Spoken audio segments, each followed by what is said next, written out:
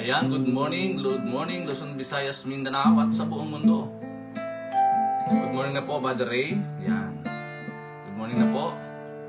Sister Mau, good morning. Brother Joseph, good morning po. Nagpalang umaga po ng Sabado, January 4. Ayan, bilis po ng araw, bilis ng panahon. Hallelujah. Good morning. Sister Ana, good morning po. Hallelujah.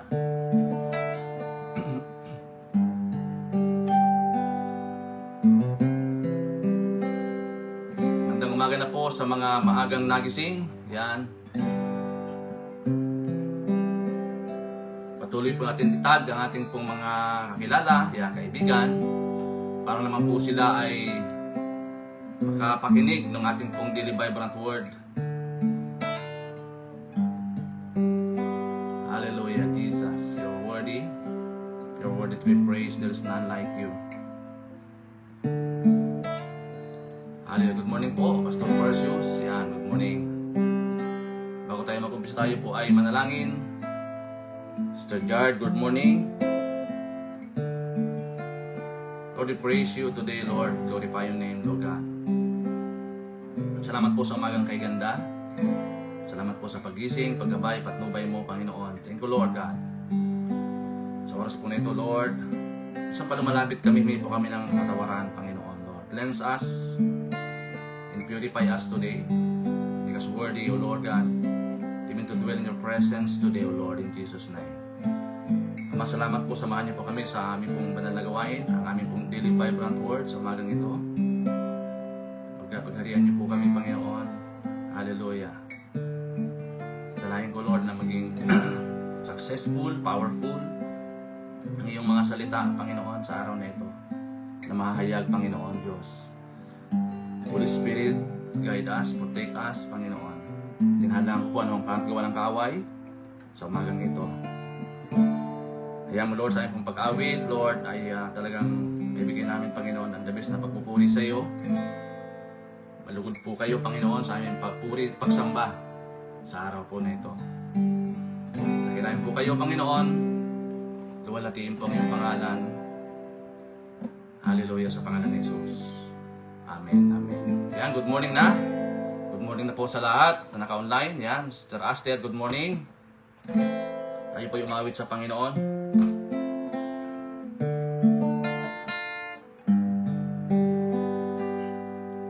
Ikaw, tanging ikaw ang kailangan sa buhay kong ito. Sa iyo kulang na dama, wagas na pag-ibig, o anong saya. Jesus, ikaw ang tangi kong katiyakan. Jesus, ikaw ang aking sandigan magpakailan pa man. Jesus, ikaw ang siyang kapayapaan. Jesus, ikaw wala nang iba kundi ikaw lamang. Ikaw lamang, Panginoon. Wala nang iba.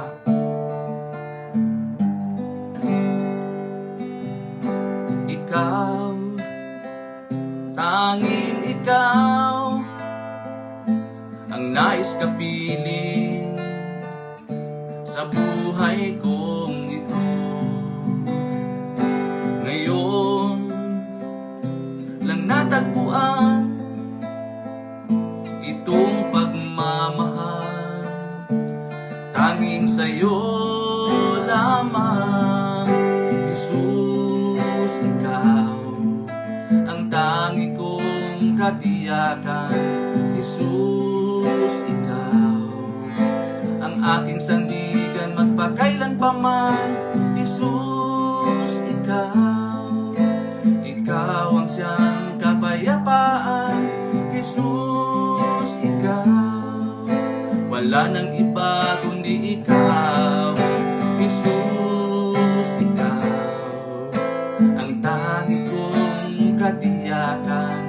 Jesus, ikaw ang aking sandigan magpakailan pa man. Jesus, ikaw ang siyang kapayapaan. Jesus, ikaw, wala nang iba kundi ikaw lamang. Wala nang iba kundi ikaw lamang, Panginoon. Wala nang iba, wala nang iba kundi ikaw lamang. Ikaw lamang po, Panginoon. Wala nang iba, wala nang iba kundi ikaw lamang. Yes, Lord. Wala nang iba. At ikaw lamang ang aming pong sasambahin, luluwalhatiin, itataas sa aming mga buhay. Ikaw lamang, Panginoong Hesus, Hari ng mga hari at Diyos ng mga Diyos. Purihin po kayo, Panginoon, sa araw na ito. Dakilain po kayo sa pangalan po ni Jesus. Amen and amen. Yan. Good morning na po sa lahat. Purihin po ang Diyos sa umagang ito, mga kapatid. Hallelujah. Yes, Sir Lori, good morning. Sa pong pinagpalang umaga sa bawat isa sa atin. Ayan. So ating pong topic ngayong umaga, mga kapatid, how to become successful in 2025. Paano ba tayo maging mapagtagumpay o successful ngayong taon ng 2025? So ating pong text ay sa Ephesians chapter 5 verse 15 to 17.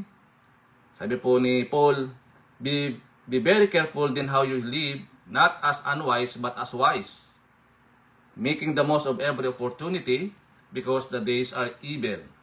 17, therefore do not be foolish, but understand what the Lord's will is. Yan ang purihin na po ang pagkabasa ng kanyang salita. Sabi po sa verse 17, therefore do not be foolish, but understand what the Lord's will is. Sa Tagalog po, huwag kayong maging hangal. Sa halip, unawain ninyo kung ano ang kalooban ng Panginoon. So ngayon po ay January 4, no? Napakabilis po ng araw, mga kapatid. Bilis po ng panahon. 2025 na, bagong taon.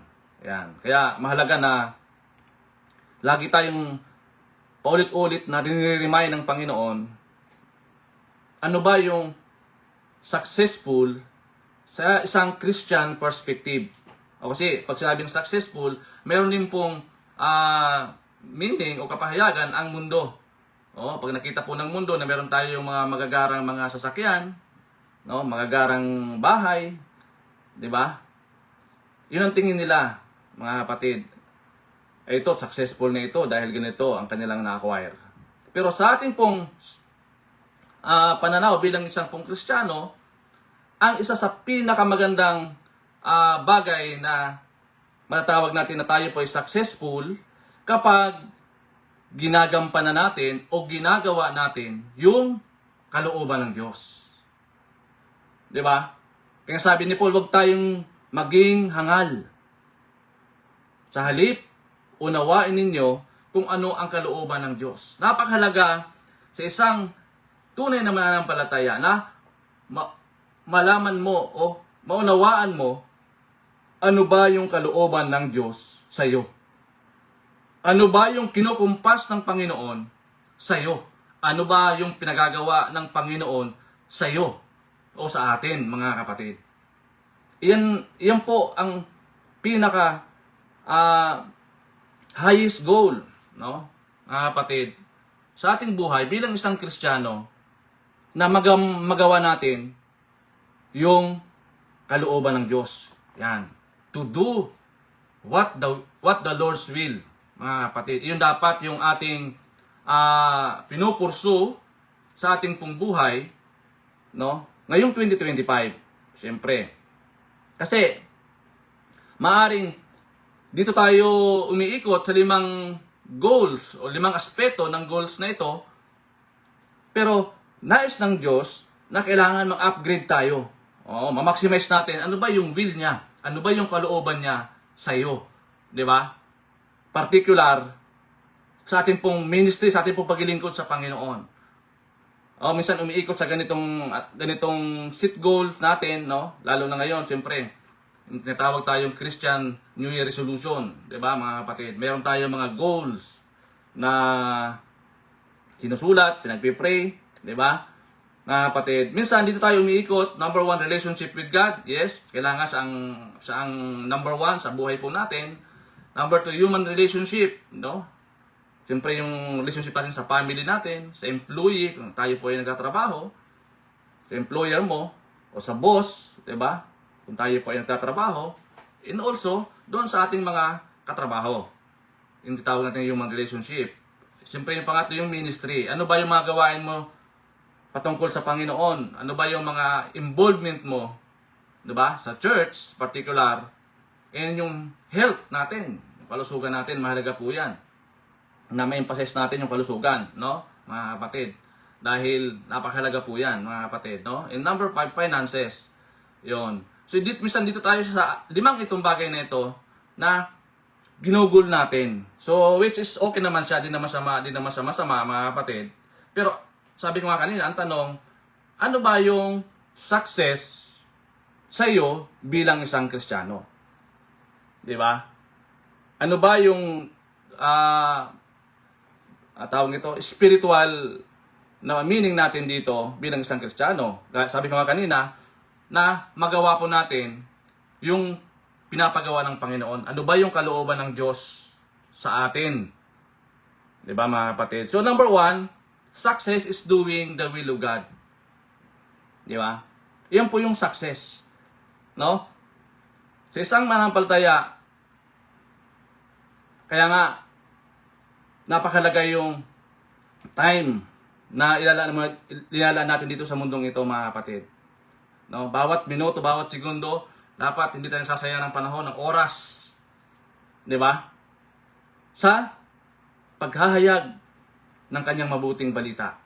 Kaya nga napakaganda po itong ating ginagawa ngayong umaga, no, ang Daily Vibrant Word, kasi ito po yung kalooban ng Diyos, mga kapatid. Ito yung nais niya na dapat natin gawin. 'Di ba, mga kapatid? Sa umaga pa lang, ito nang inuuna natin. 'Di ba? Na siya ay parangalan, papurihan. Yun po yung tunay na success. To do the will of God. Sa bawat ministry na ginagampanan natin, 'di ba? Patungkol sa gawain ng Panginoon, ibig sabihin yan, successful ka. Kasi hindi mo sinasayang yung panahon, yung oras sa mga walang kabuluhang bagay. Bagkus lahat ng bagay na ginagawa natin, particular sa ministry, ay napakahalaga ito. Dahil ito po ang nais ng Diyos sa kanyang mga anak na pinapagawa niya. Ito yung tinuturo niya. Ito yung kinukumpas niya sa atin na magawa natin. Iyon po yung tunay na successful sa buhay. Kapatid.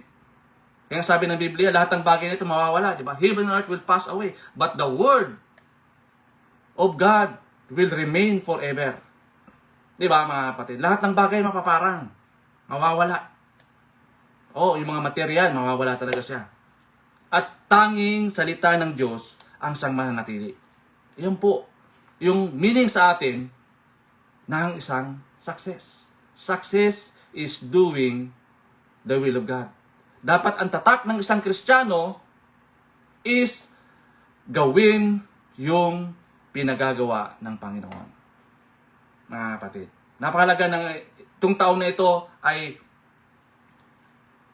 ito ang tamang perspective na umpisahan natin ano ba yung pinagagawa sa iyo at sa akin ng Panginoon dapat gawin natin. Ayan. Success is doing the will of God. Number 2, success is a daily right decision. Kapatid, napaka-critical yung pagdidesisyon natin.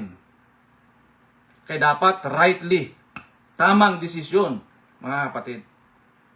Kasi pag tayo po ay nagkamali ng pagdidesisyon, meron po yung consequences na mangyayari sa buhay po natin. Kaya daily, dapat positibo yung ating mga pagdidesisyon sa buhay. Lalo na sa pagsunod natin sa Panginoon. Sa pagsunod sa kalooban ng Panginoong Diyos. Kaya sabi po, di ba, sabi ni Paul, be careful in how you live. Not as unwise, but as wise. Making the most of every opportunity because the days are evil. Kaya sinabi niya lagi na huwag tayong maging hangal. Maging akma yung ating mga ginagawa, yung ating pagdidesisyon. Dapat tama. At everyday, nagdidesisyon tayo.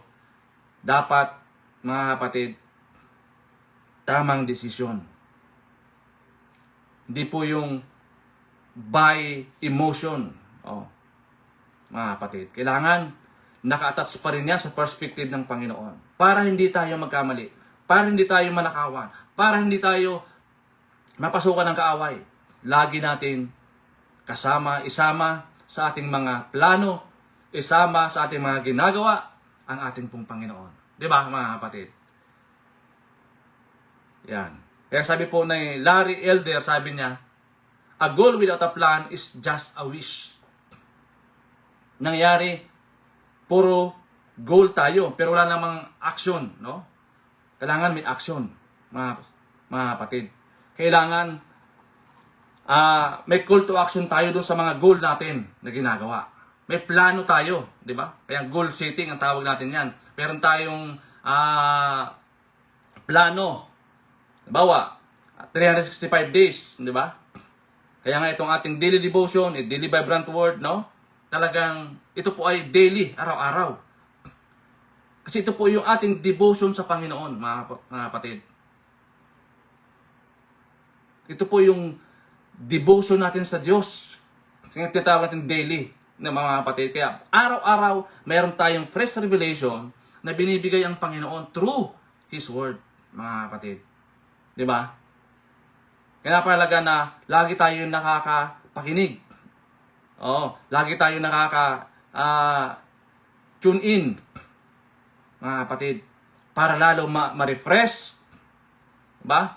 Lalo natin maranasan, maunawaan, ano ba yung kalooban ng Diyos. Tanda natin, mga kapatid, success is doing the will of God. Okay, number 3, success is a process of failure and recommitment. So, minsan, mayroong mga bagay na tayo po ay nagkakamali, yes. Pero hindi ibig sabihin na kapag tayo po ay nagkamali, hihinto na tayo. No? Kailangan nating recommitment. I-recommit mo ulit ang sarili mo sa Panginoon. Kaya nga, minsan, yung mga tunay na successful na tao, hindi yan naging madali yung kanilang pinagdaanan. May mga rough roads. May mga failures. May mga persecution sa kanilang buhay, mga kapatid. Pero hindi naman sila natinag. Hindi sila huminto. Maaaring nagpahinga, pero hindi po huminto kasi meron silang goal na ina-attain. Meron silang goal na dapat abutin. It is a long process. Hindi po yan 24 hours, mga kapatid, okay ka na. Yan po ay proseso. Kaya maganda rito, mga kapatid, ay day by day. Di ba? Binabago tayo ng Panginoon. May mga tinatapyas sa atin, may mga inaalis sa atin, yung mga hindi kapaki-pakinabang na gawain, na bagay, inaalis niya yun. Mga kapatid, para maging ganap ulit tayo. Magawa natin ano ba yung kalooban ng Diyos. That is success for me, mga kapatid. Kaya huwag tayong matakot sa mga failures sa buhay. Ang kailangan lang natin, recommitment sa Panginoon. Italaga mo uli ang iyong sarili sa Panginoon. No? Nakakalungkot, marami pong mga Kristiyano, no? Na natisod lang, no? O kaya na nirebuke lang. Hindi na nagpatuloy. Tuluyan nang umalis. Tuluyan nang lumayo. At iniwan na yung paglilingkod sa Panginoon. Hindi po ganoon, mga kapatid. Tanda natin, ang tunay na successful ay yung magawa natin yung kalooban ng ating pong Panginoon. Yan. Kapag tayo po ay nadapa, bangon. Tayo po ay nag-fail last 2024, ngayon 2025, ayusin na natin.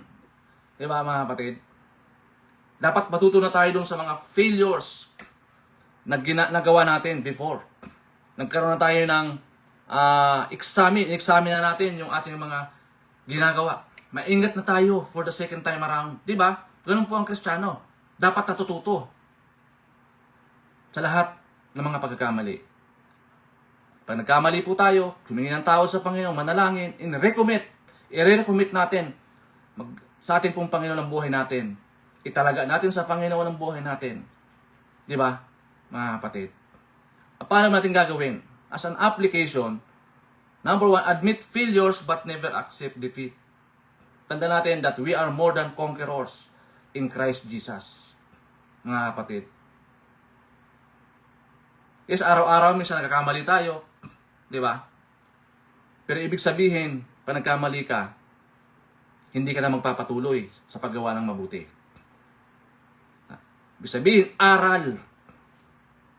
Aral yon sa atin na mag-mature tayo, mag-accelerate tayo, at maging committed tayo. Yung commitment natin sa paglilingkod sa Panginoon, lalong tumibay. Kaya yung mga challenges sa buhay natin, di ba? Iyan yung driving force. Yung mga challenge na ito na ating nararanasan, ito yung driving force natin na patuloy tayo maglingkod sa Panginoon. Di ba? The more na may atake ang kaaway, the more na tayo naglilingkod sa Panginoon. Huwag tayong papatalo, mga kapatid. Don't accept defeat. Huwag tayo magpapatalo sa kaaway natin, Satan. Huwag natin ipakita sa kanya na tayo talunan. Di ba? Because we are more than conquerors in Christ Jesus our Lord. Tayo po ay talagang higit na. Di ba? Sa mananagumpay. Iyon po ang nature natin bilang isang Kristiyano. Tayo po ay nagtatagumpay sa lahat ng ating mga ginagawa dahil kasama natin ang Panginoon. Amen po. Success is doing the will of God. Number 2, make small right decision daily. Kaya yung maliit na bagay na pagdidesisyon mo sa araw-araw, matter yun sa Panginoon. Kaya kailangan naka-inline, nakapaloob yan. Ano ba yung nais ng Diyos sa iyo? Kailangan lagi yan nakapaloob doon sa plataforma ng Diyos. Mga kapatid, wag na wag tayong lalayo doon sa presensya ng Diyos. Wag na wag tayong kumawala doon sa presensya ng Diyos, kasi the moment na tayo nawala sa presensya ng Diyos, yan po yung chance ng devil na tayo po ay manakaw. Diba? Kailangan magpagwardya ka sa Panginoon para anumang atake ng kaaway, anumang atake ni Satan, di sa makapasok sa atin. Kasi tayo po ay gwardyado ng presensya ng Diyos, mga kapatid. At sa lahat ng mga bagay, sa maliit man na ginagawa natin, di ba? Hindi tayo nangangamba. Dahil alam natin, yung ginagawa natin ay magawa natin yung kalooban ng Diyos. Iyan po yung pinagawa sa atin ng Panginoon, mga kapatid. Kaya huwag tayo magdalawang isip na maglingkod sa Panginoon. Dahil iyan yung bagay na kinukumpas sa iyo ng Panginoon. Gawin mo to. Go and make disciples. Gawin mo yan. Teach them. Gawin mo to. Baptizing them. Diba? Iyon po yung bagay na dapat ginagawa natin. Iyan dapat yung bagay na perspektibo ng Panginoon. And number 3, never stop recommitting yourself to God. Di ba, mga kapatid? Sabi ko kanina, minsan nagkakamali tayo, minsan nadadapa tayo, pero hindi ibig sabihin na hindi ka nababangon. Kaya napakahalaga na yung failure mo, yung pagdapa mo, is a matter of maturity. Pinapamature tayo ng Panginoon. Naalala ko tuloy yung isang illustration ng nung uod, yung kukun. 'Di ba? Yung kukun. Yung kukun nakita ng bata, yung uod lumalabas dun sa kukun. Hirap na hirap. Hirap na hirap yung uod no lumalabas. Nakita ng bata, naawa yung bata. Ang ginawa ng bata, tinulungan na lumabas yung uod. Siya nang gumawa ng paraan para lumabas yung uod. Yung problema, nalaglag yung uod. Kasi yung hirap, yung proseso ng uod sa paglabas niya, kailangan maranasan niya yung hirap para maging matatag siya. At pag siya nahulog sa lupa, matibay siya. Kaya nga ayaw ng Diyos ang shortcut, mga kapatid. Kailangan hinug na hinug ka. Mga kapatid, ayaw niya yung shortcut. Kasi ang tendency niyan, immature tayo. Kaya tuloy hindi tayo nagmamature. Kasi dumaan tayo sa maling proseso. Shortcut ang ginawa natin. So kailangan dadaan tayo sa proseso ng Diyos. Kaya nga, hindi yan 24 hours, malago ka na Yung maturity, hindi po ganun, mga kapatid. Marami tayong pag-aaralan. Marami tayong dapat pagdaanan. Di ba, mga kapatid? Kasi pag pinagdaanan mo lahat yan, lumakas yung mga buto natin. Di ba? Tumibay yung dibdib natin, mga kapatid. Pag sumuong tayo sa gera, may laban tayo. Kasi matatag tayo Napaghandaan natin. Mga kapatid. Alam natin yung strategy ni Satan. Kasi alam natin yung kanyang trap. Kasi nga, aware tayo sa Bible. Nagbabasa tayo ng Biblia. Alam natin. Di ba, mga kapatid? Kaya, alam mo, ang mga tao, madalas maakay sa mga maling turo. Ito yung mga taong napakababaw yung foundation, no? Sa pagbabasa ng Biblia. Masabihan ng ganito, sasama na. Di ba? Madali siyang may kayat. Kaya dapat tayo po ay mapagmatsyag. Kaya sabi ni Paul, kailangan hindi ka lang dapat makinig, no? Kailangan aralin mo. Ano ba yung ibig sabihin nito? Mga kapatid. This year, dapat vigilant tayo sa lahat ng ating mga ginagawa, mga kapatid. Dahil, alam natin, sabi nga ni Paul, be careful din how you live. Not as unwise, but as wise. Di ba? Making the most of every opportunity because the days are evil. The days are evil. Kailangan konkrito. Di ba, mga kapatid? Kailangan tama. Kailangan naka-inline yan sa kalooban ng Diyos yung ginagawa natin. Hindi na ito yung bahala na. Bahala na kung anong mangyari. Hindi po ganoon, mga kapatid. Kailangan wise tayo sa pagdidesisyon. And never stop recommitting yourself to God. Balik ka sa Panginoon. Diba? I-recommit mo yung sarili sa Diyos. Diba, mga kapatid? At iyon po dapat ang ginagawa natin. Ayan. So, as a question to consider, why is it necessary that we should not stop recommitting ourselves to God? Bakit kailangan huwag natin ihinto ang pagtatalaga ng sarili sa ating pong Panginoon? Kasi without God, we are nothing, mga kapatid. Sa ayaw at sa gusto natin, kailangan mo ang Diyos. Di ba? Yung iba lang kasi nagiging proudful. Dahil nga, yung sukatan ng success, ang mundo, doon nakikita sa mga material. Di ba? Hindi po ganun. Ang tunay na success, sabi ko nga kanina, ay magawa yung kalooban ng ating Panginoon. Yung bawat ginagawa natin, mapasaya, mapangiti natin ang Panginoon sa mga ginagawa natin. Iyan po yung tunay na success, mga kapatid. Hindi sa tuwing gumagawa tayo, lalo natin napapalungkot ang Panginoon. Dapat, sa bawat ginagawa natin, napapasaya natin ang Diyos. Natutuwa sa atin ang ating pong Panginoon. Di ba?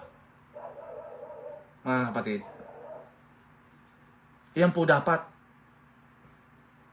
Kaya, kailangan mong italaga muli ang iyong sarili sa Panginoon. In this 2025, mga kapatid, umpisahan natin na pagtatalaga sa Panginoon. Di ba? Ipagkatiwala mo sa Panginoon ang buhay mo, mga kapatid. Gaya ng ating key verse sa Ephesians chapter 5 verse 17. Therefore do not be foolish, but understand what the Lord's will is. Huwag kayong maging hangal. Sa halip, unawain ninyo kung ano ang kalooban ng Panginoon. Ayan. Salamat po sa Panginoon. Hallelujah. Good morning na po sa lahat ng ating 21 viewers. Brother Nilito, good morning. Purihin po ang Diyos sa umagang ito, mga kapatid. Salamat po sa kanyang salita. Salamat po sa kanyang encouragement. Diba? Sa ating pong mga buhay. Sa oras po na ito, aking pong kakatiwala. Dinadalangin ang ating mga kapatid na nakaranas ng mga depression, dumadanas ng mga persecution, or anxieties. Lord, touch their lives, Lord God. Give them wisdom, give them knowledge, Lord God, sa araw na ito. O din, Lord, kami po ay nakikigalak sa mga kapatid namin, nagdidiwang ng kanilang mga kaarawan sa araw na ito. Maging Lord sa aming mga kapatid, nagdidiwang ng mga anniversary. Kami po ay nakikigalak, Panginoon, sa kanilang mga buhay. Purihin ka, Ama, sa araw na ito. Dakilain po kayo, Panginoon. At kami din po nakikiramay sa pamilya ni Sister Dan, no? Kami po ay nakikiramay sa pagpanaw ng kanilang mama, kanilang magulang. Kami po ay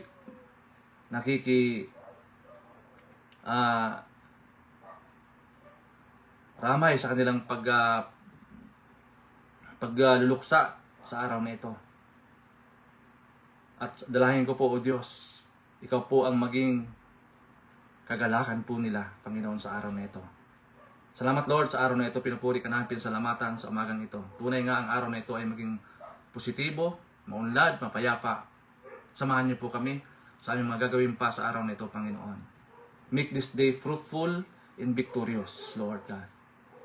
At tunay nga, isang bagay na magawa po namin ay yung magawa po namin ang iyong kalooban, Panginoon.